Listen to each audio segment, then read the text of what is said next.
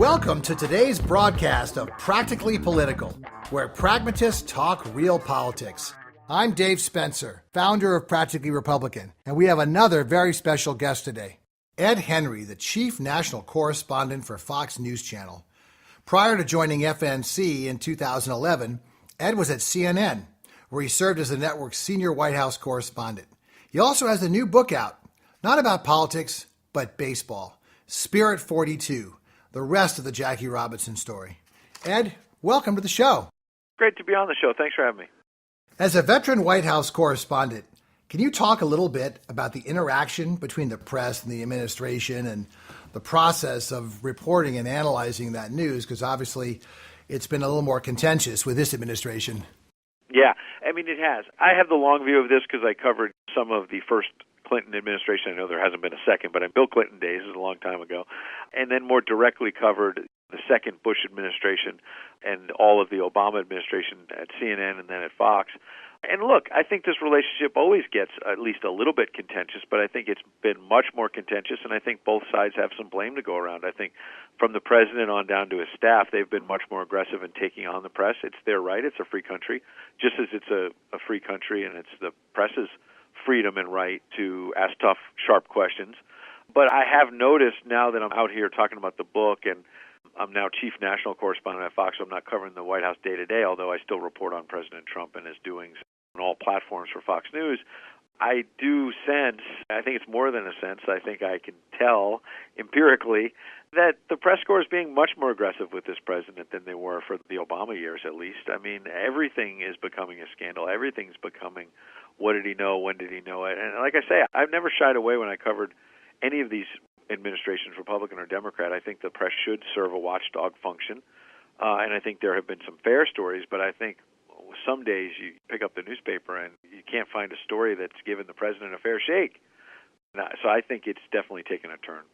Yeah, because usually the first 100 days of most administrations are a honeymoon, and I think it's safe to say that has not happened this time, and both sides haven't come together. And how would you categorize this administration's first 100 days? I mean, do you think it's more like an estrangement, separation? Well, I think it's estrangement from the press corps, sure, but I think if we broaden it out, it's definitely had its ups and downs like any administration, but I think that in particular, I think I'd be remiss if I were not to bring the Fox News fair and balanced approach to the question, which is that, look, I think the president has done more than the press has given him credit for. To follow up on what we were just discussing, I feel like he's definitely taken a much more aggressive posture with the economy and has been more direct in dealing, whether it's with the car companies or the airlines and others, to keep American jobs here at home, and the carrier deal and other things that some of the media sort of laughed off. But if your job is on the line and might move to Mexico, or so you might actually lose it, and that impacts your family, I don't think it's something to downplay. I think he's been very strong on that. And I think on the national security front, following on the last administration, that if you look at the case of Syria, where the red line was drawn and then crossed and then no follow-up and no airstrikes, not to be a warmonger, but I think this president, President Trump, has said, when we draw those kinds of lines, we're going to follow up. And I think, don't take it from me, Lindsey Graham, who is a more moderate Republican than Donald Trump, maybe, and has never been a fan of Donald Trump, was on with me on Fox News this week, and he said that he has been more than pleasantly surprised that Donald Trump has been a much stronger commander-in-chief than Lindsey Graham thought he would be. So I think on the economy and on national security, he's brought a lot to the table in the first 100 days. But on that fair and balanced approach, I think I'd be remiss if I didn't also mention that this president has stumbled with some of his staff moves. I think that General Flynn thing turned out to be an embarrassment. I think they still have some questions to be answered, obviously, on the Russia investigation. I think some of that has been smoke and not fire, but some of it has been legit questions that have not been fully answered, even though there has not been evidence showing that Russia did influence the election. Some of that's been exaggerated. There have been legitimate questions, and any time a White House Republican or Democrat is facing an FBI investigation, there are legitimate questions there. And finally, I think the healthcare stumble was a big one. It can be remedied, but I think the president's supporters who want to pretend it's not there are fooling themselves, because that was a big one, a big campaign promise for him, for the House and Senate Republicans who have been talking about it for 6 or 7 years, about how bad Obamacare is, and then they failed to actually fix it. But that has not been a bright spot. No, I agree. And I have to say, I think we should all be grateful as Republicans that American Health Care Act did not pass, because that would have been a bloodbath at the polls in 2018. I thought it was a dreadful bill that was taking away things from people that they already had. But what I was going to ask is, the thing that I don't understand is, even Reagan, who had 2 terms as governor, he didn't have experience in Washington, and he brought in a Jim Baker. It amazes me that the president didn't bring in at least one person who was versed in Washington. What's your thoughts on that? Yeah, there's a book out about White House chief of staffs, and there's a podcast here at Fox, and someone interviewed me about it, and one of my colleagues, and he raised that subject that maybe one of the best chiefs of staff ever was James Baker, coming in for Ronald Reagan and helping cut a lot of major tax deals and other things that, frankly, this president needs now. I don't know if James Baker's willing to come out of retirement, but I do think this president, without taking any shots at anybody who's there now, because the staff moves are not for me to speculate about. I think the president has to decide who his team is and who's best able to serve. But without taking shots at any individual, you're right that there's a serious lack of government experience, and that's needed. And this president is facing a multitude of challenges of real magnitude. I mean, this health care deal, you clearly don't like the solution that congressional Republicans were putting together. But when you go back to the campaign, and the president as a candidate so correctly pointed out that premium increases of, 116% in the state of Arizona, that's simply not sustainable. I don't care if you're a supporter of Obamacare, an opponent, just the facts are the facts. And that's happening not in all 50 states, but in dozens of states. And that's just not sustainable. And so for Republicans, I mean, you can beat up Barack Obama all day, but again, I want to be fair and balanced. The Republicans said, hey, elect us and we'll fix it. So here you go. And they have a responsibility to govern. That's what I would say without picking sides here. And I think to your point about health care, if you didn't like that particular bill, they've got to go back to the drawing board, because they've got the House, Senate, and White House. And you're right, there's going to be a bloodbath in the midterm elections if they don't get their act together. And Paul Ryan, in a very rare moment of contrition, said, sometimes I wonder if we're ready to govern, because it was really egg on his face. And that brings me to my next question, that, as a practical Republican, my instinct is to focus more on issues than personalities. It seems like the practice of pragmatism, where getting things done is more important than being right, has transformed into the practice of fiercely attacking the other side as being so wrong. Yeah, and I saw some of this in the Obama years, because social media was really exploding and it became a cult of personality. If you go back to the 2008 campaign, the kind of celebrity factor that Barack Obama highlighted in his international speech at the Brandenburg Gate, and adoring fans.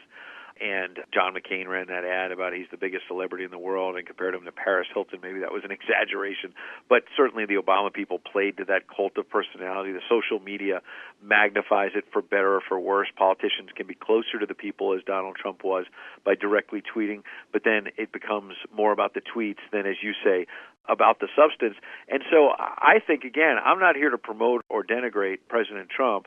You clearly have a view as, a practical Republican. Here's the way I'd answer it, that I think would probably just make sense. It's not left or right, which is, why can't we finally move the country forward? And I see in the Obama years, or Mitch McConnell and other Republican leaders, we have to be fair. They didn't want to work with Barack Obama, whether they want to admit it or not. Now you fast forward, Chuck Schumer simply doesn't want to work with this president. Nancy Pelosi simply doesn't want to work with this president.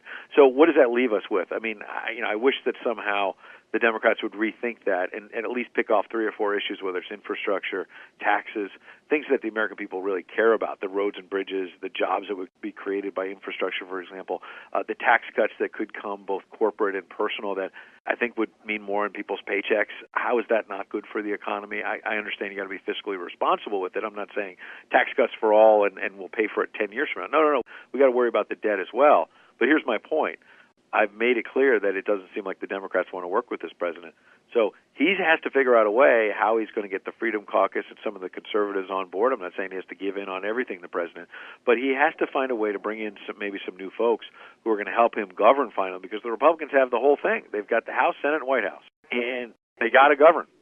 I think he's more likely to get the Charlie Dents, the Tuesday group type people than he is to get the Freedom Caucus, because to them, compromise is capitulation. And on infrastructure, you mentioned what we're trying to do at Practically Republican is acknowledge that doing big things are going to be tougher. So let's try to do a couple of small things. And what we say is that you should have a corporate tax cut closing loopholes. You should have a payroll tax cut because we need to throw a bone to the people that have been supporting Trump. And payroll, when you give people little or no money the chance to keep more, they spend almost all of it, as opposed to wealthy people, they spend some of it.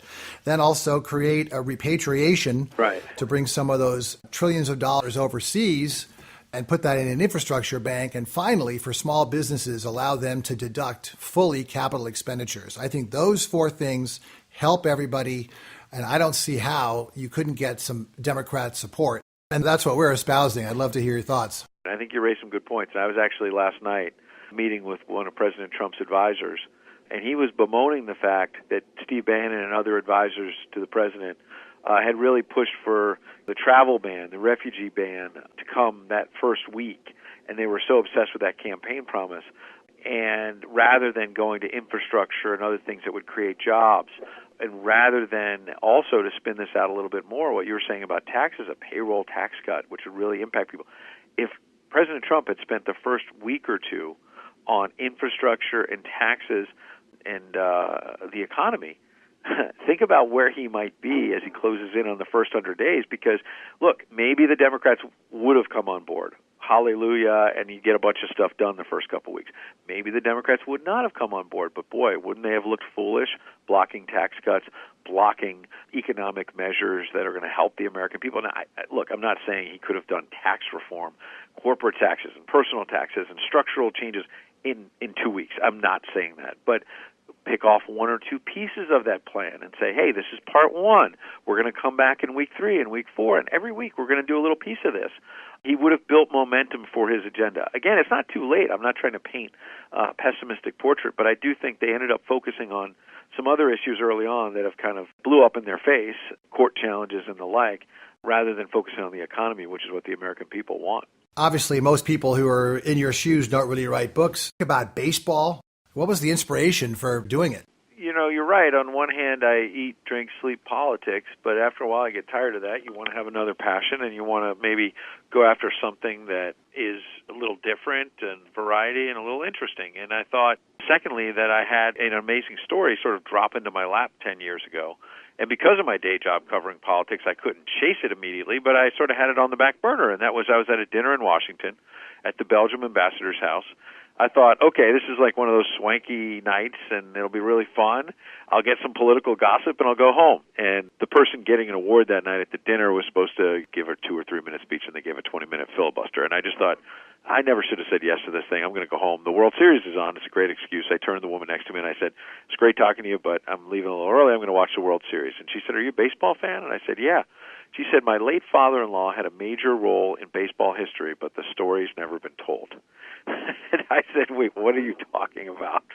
And I'll let you read the book, 42 Faiths, so you can actually hear all the details, but for the purposes of our conversation, she spun out a story about that had been kind of a family secret, that her father-in-law was a minister in Brooklyn in 1945, and Branch Rickey, who was the general manager of the Brooklyn Dodgers, was trying to decide whether or not to sign Jackie Robinson to his first contract and break the color line in Major League Baseball, and obviously have an even bigger impact all around the country, around the world. And he had second thoughts. I mean, you know, all the books have been written about this, the movie 42 and others that have chronicled this amazing story of Jackie Robinson's rise have all made it seem like Branch Rickey, the executive, was so religious that he was sure of himself, he never wavered, and knew that integrating baseball was the right thing to do. This story suggested that he went to the minister and spent 45 minutes hemming and hawing and sighing and pacing and praying and mulling over whether he could really take the plunge. And at the end of the 45 minutes of agony, Branch Rickey said to the minister, I've decided to sign Jackie Robinson to the first contract. It's the hardest decision of my life. I needed to be in your presence, he said to the minister. I needed to be in God's presence to know it was the right thing to do. This story floored me, and I wanted to put it together into a book. I wasn't trying to demean Branch Rickey or suggest that because he cried during this meeting he was any less of a man. I feel like it shows that Branch Rickey did not jump into this momentous decision lightly. He weighed it very carefully. He leaned on his faith like a lot of us do in critical moments in our life. And, you know, to me, it makes him more human. No, it does. And, you know, just putting myself in your shoes, I wonder, did writing this kind of book give you a much-needed break from politics? Yeah. Can you talk a little bit about what it's like to be insulated in Washington day in and day out? I have this little porch at my house in Maryland, and my wife and I were in the process of kind of redoing part of the house. And when I was in the intensive part in 2016 of actually writing this book, in the middle of the campaign, I was doing it a lot on the side, but then I did it a little more intensively. And I'd be keeping abreast of the campaign while also writing the book. And I think this was a pretty brutal, nasty campaign on all sides, as many of these often do, but this probably set the records for that. And frankly, to be able to go back and write about baseball, which I love passionately, but also about race and civil rights and the struggle in America. So it was a great respite, a great break from politics for me to actually dive deep here. Yeah, and I was going to ask you just a couple more things. One of them was several times President Trump has labeled the press as the enemy of the people. And as a journalist, I'd love to know your thoughts on that. That's obviously a stretch. And like I said, to be fair and balanced, I think the press has a watchdog role, has certainly the right and privilege to ask tough but fair questions. The only caveat I'd add is that I understand the president's frustration because I was open about telling you that I feel like from what I've seen of the White House briefing room, what I've seen of the front pages of various newspapers, I'm not sure all of the questions have been fair. They may have been tough, but I'm not sure they've been fair, and so I can understand the president's anger. Nonetheless, my bottom line is I don't think calling the press the enemy of the American people is really fair. Ed, as a practical optimist, I always ask our guest one final question. What do you see as the good news coming out of Washington? What gives me hope is when I see young people who are getting involved in this process. I have a son who just turned 16. He was following this last campaign very closely, asking me a lot of questions about it. And frankly, I'm not sure there's a lot of hope for the current generation that's running the country because the way you laid it out before about how it's sort of this endless warfare and people are not really working together to move the country forward. I wrote this book in part because it's not necessarily about politics, but look, if Jackie Robinson can make it, a man who was born on a plantation in Georgia, his wife has the husband leaves home when Jackie's an infant. She takes Jackie and 4 siblings cross-country from Georgia to Pasadena because, she has a half-brother who says that California is halfway to heaven. And so she chases her slice of the American dream on what was called the colored cars of a train from Georgia to California. That would be a long, dark, dirty trip. There's horrible cars of that train, and yet Jackie, raised by a single mom with a strong faith in God, is able to become a 4-letter man at UCLA and have his date with destiny with Branch Rickey and the Brooklyn Dodgers. And you look at Rickey and Robinson, white man, black man, different generations, came from different parts of the country. They did not have a lot in common, but one of the threads that held them together was a deep faith in God, and that's why I wrote 42 Faith. Ed, thank you so much for being on the show. I really hope we can continue the conversations, and congratulations on your book. I appreciate it. Check it out, 42 Faith. Excellent. You've been listening to our conversation with Ed Henry, the chief national correspondent for Fox News Channel and former senior White House correspondent for CNN. So that's it for today, folks. I'll see you on our next round of Practically Political, where we go beyond the deluge of everyday news to dive deeper into American politics. I'm Dave Spencer. Have a great week.